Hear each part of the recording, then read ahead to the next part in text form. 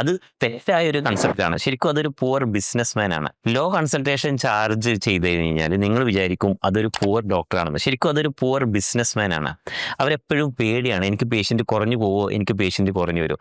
Actually patient നമ്മളെ കാണിക്കുന്നത് നമ്മൾ ഒരു പാരസെറ്റമോളിനോ മെഡിസിനോ വേണ്ടിയല്ല.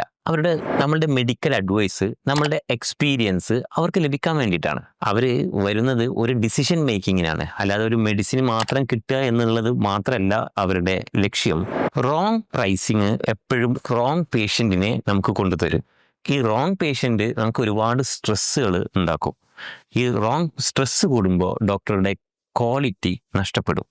അപ്പോൾ എപ്പോഴും ശ്രദ്ധിക്കുക, ലോ കൺസൾട്ടേഷൻ ഫീ എപ്പോഴും ട്രബിളാണ് പിന്നീട് ഉണ്ടാക്കുക. അങ്ങനെയാണെങ്കിൽ നിങ്ങൾക്കൊരു പ്രൈസിങ് സ്ട്രാറ്റജി അറിയില്ലെങ്കിൽ നിങ്ങൾക്ക് ഞാനൊരു പ്രൈസിങ് സ്ട്രാറ്റജി അയച്ചു തരാം.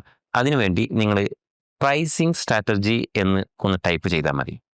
നിങ്ങളുടെ ഇൻബോക്സിലേക്ക് ഞാൻ അയച്ചു തരാം. ഡോക്ടേഴ്സ് ക്ലിനിക്ക് സ്റ്റാർട്ട് ചെയ്യുമ്പോൾ അല്ലെങ്കിൽ ഒരു ബിസിനസ് സ്റ്റാർട്ട് ചെയ്യുമ്പോൾ ശ്രദ്ധിക്കേണ്ട ഇത്തരം കാര്യങ്ങളെക്കുറിച്ച് കൂടുതൽ അറിയാൻ ഈ ചാനൽ ഒന്ന് സബ്സ്ക്രൈബ് ചെയ്തേക്കുക.